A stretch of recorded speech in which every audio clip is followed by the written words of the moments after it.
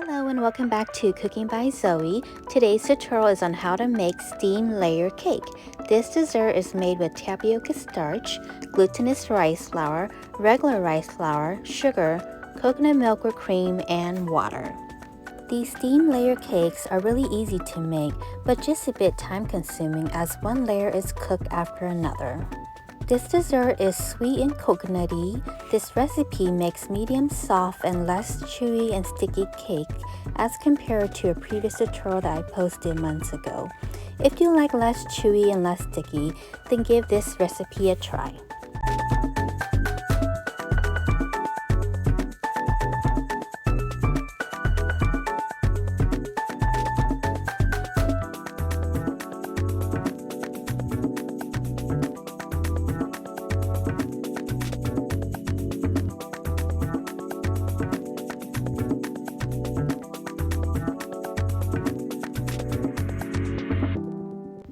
Here I have listed the ingredients needed to make this delicious steamed layer cake.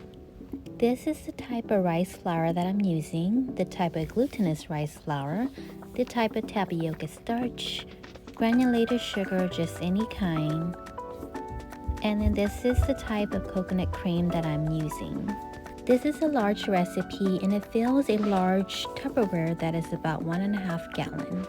To begin, in a large bowl, add in your tapioca starch, which is 16 ounce. Add in your rice flour, that is 1 1/4 cups. And then add in your glutinous rice flour, and that is 3 tablespoons.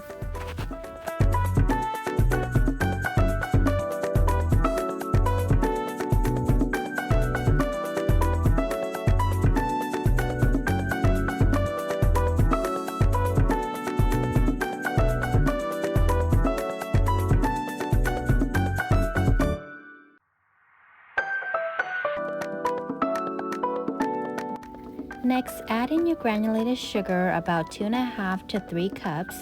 I'm adding in just 2.5 cups because my coconut cream is sweet. Next, add in 3 cans of coconut milk or coconut cream.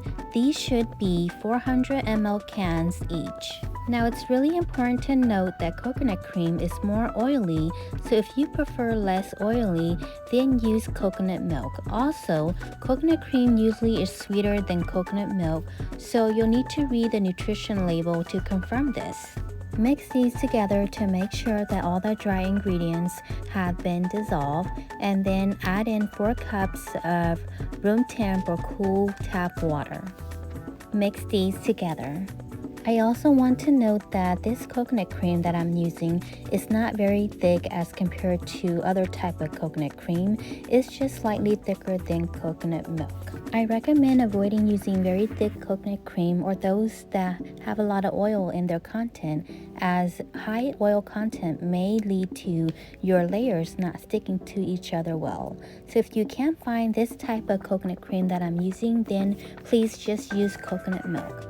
Pour your batter or your mixture through a sieve just to make sure that there are no clumps that have not mixed well. If you skip this part and you have any clumps, those clumps will not cook well when steamed, and you'll have little uncooked spots on your layer cake, which will not be presentable and will not taste as good. Divide your batter into whichever sizing and portion you would like to add food coloring to.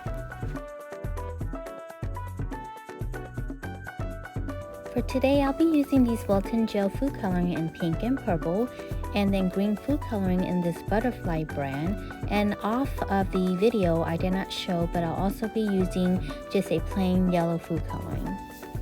Add the desired amount of food coloring you would like to your batter and mix all of these individually.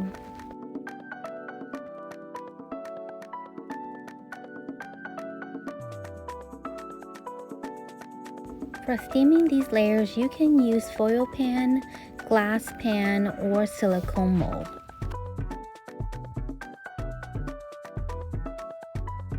While you are mixing these, also have your steamer ready so that it's boiling, so you can start steaming after these have been mixed.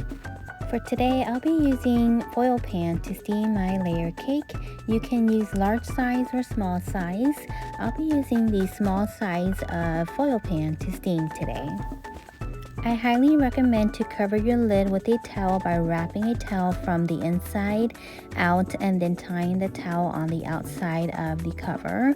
This is to help prevent moisture from dripping onto the top of your layer cake after it has been cooked. If water does drop or moisture drops, then the cake will be soggy and it will not taste as great. Make sure to place your pan into the steamer and cover it to heat up for 30 seconds. Give your batter a mix each time before pouring it into the pan, in case any flour is settled to the bottom. Pour the desired amount into your pan. I recommend about 1/8 to 1/4 inch thickness. The thicker the layer is, then the longer it will need to be cooked. Your first layer will cook the quickest, and then the rest of the layers will take a lot longer. Check your cake to make sure it's cooked by pressing your finger onto the top of the cake. If it's firm, then it's cooked and you're ready for the next layer. For these pan, I am pouring in 1/3 cup of each batter for each layer. The sizing and the amount will be dependent on how big your mold is and the thickness of your layer. For this second layer, it took about 5 minutes to cook thoroughly.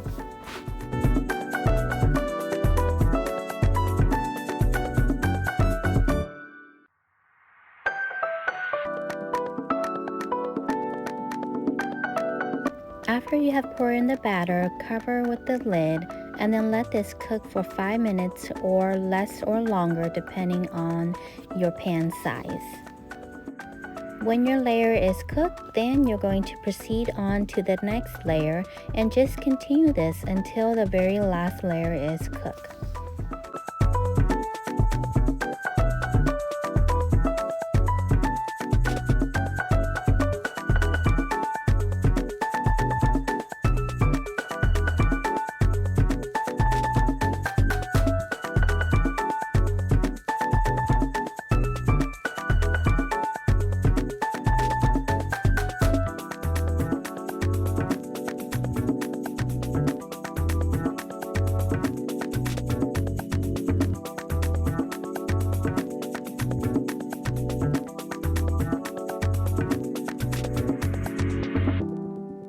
After all the layers are cooked, remove from the heat and let cool completely before cutting. If you cut your layer cake while it is warm or hot, then it'll be too sticky, so make sure that it is cooled completely.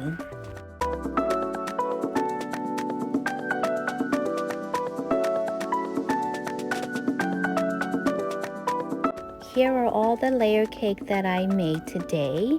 They are all cooled completely, so I am going to cut them. And to cut these, you can use a regular knife or you can use these crinkle knife that I'm using in this video. Because the coconut milk has oil, these layer cake will fall off of the foil pan really easily. This is how I cut my layer cake with the crinkle cutter.